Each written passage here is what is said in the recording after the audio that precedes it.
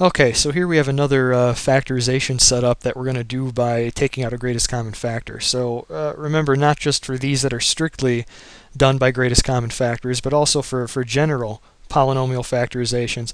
The first thing you always want to do is look over all the terms in your polynomial and see if there's something you can simultaneously pull out of all of them at once.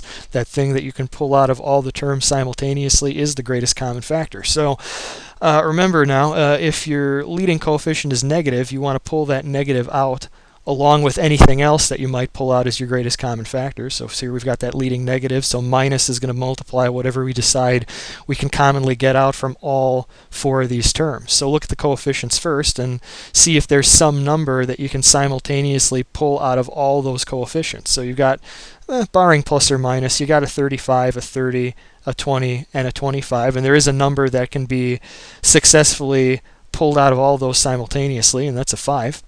And then from there, look at all the variable pieces. Now you'll notice here that all of these terms have multiple variable components in them.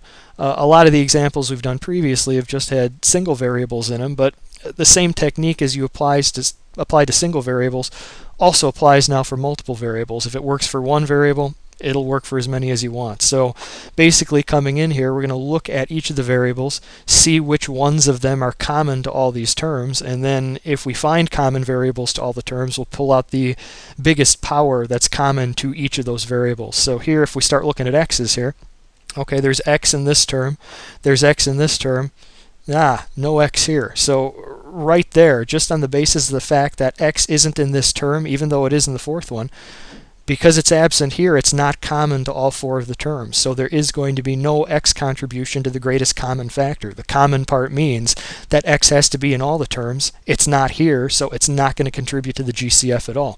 So now look at the y's. Well, you got y to the fourth here, y to the third here, y to the sixth here, y to the third there. So there is a y contribution to each part of these each one of these terms. So y is definitely going to be part of the greatest common factor. The question now again becomes, okay, how many factors of y do you need? Well, you've got 4 factors here, 3 here, 6 here, and 3 again there. 3 is the biggest common power of y that appears in all of these terms. So the y component of the greatest common factor then is going to be y cubed. Now look at z. So here's a z to the first, there's a z squared, there's a z to the fifth, there's a z. So again, z is common to all these terms. It appears in all of them. So z is going to make some contribution to the greatest common factor. And again, how many factors of z are there going to be? Well, just one. Because z to the first is the biggest power of z that happens to be common simultaneously to all of these terms. So there it is. There's your greatest common factor that you can pull out of everything simultaneously. The minus because of the leading negative, the 5 that was common to all the coefficients, and then the y cubed z that represent the biggest possible variable contributions to the GCF. So now that you've got that, just finish things off as we have before. Write out what's left over when you take minus 5y cubed z out of each of the terms from the original polynomial. So if you want a minus 35, you have to multiply the extracted minus 5 by 7. If you want an x, well, there's no x here, so it just carries through. So x times no x is here, gives you that x.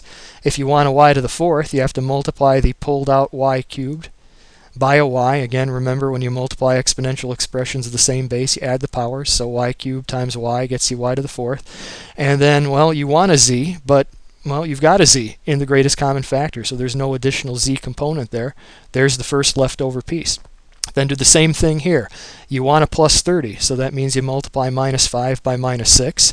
You want 2 factors of x. There are no x factors in the GCF, so they have to be fully represented in that leftover. You want 3 factors of y, but they are fully represented in the GCF already, so there aren't any additional y factors to append on there.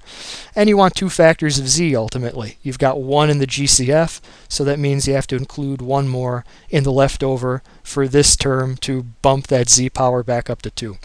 Same thing now with this. You want a plus 20. The thing you multiply minus 5 by to get a plus 20 is minus 4.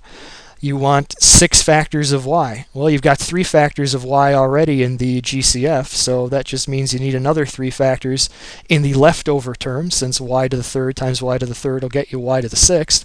And then you ultimately want 5 factors of z. Well, again, you've already got one factor of z in your greatest common factor here, so that means there must be 4 left over when you take that one out. And then finally wrap it up doing the same thing now with the last term here. You want a plus 25, which means that you're going to multiply the minus 5 you pulled out by another minus 5 to get that plus 25. You've got 6 factors of x here. There are no factors of x in the greatest common factor, so that x to the 6 is fully represented in the leftovers. You want 3 factors of y, but you've got all 3 factors of y right here in the GCF, so there isn't any additional y left over here. And you want 1 factor of z ultimately, but there's that 1 factor of z represented in the greatest common factor, so there is no z left over for this term either. So close up your parenthesis, and there it is. When you take the minus 5y cubed z out, that leaves behind a 7xy minus 6x squared z minus 4y cubed z to the 4th minus 5x to the 6th. There's as much as you can get from greatest common factors here. And if this were a general problem, you might scan this to see if there's anything else you can do, but here there is no other factorization can apply. GCFs are as much factorization as you can do in this case.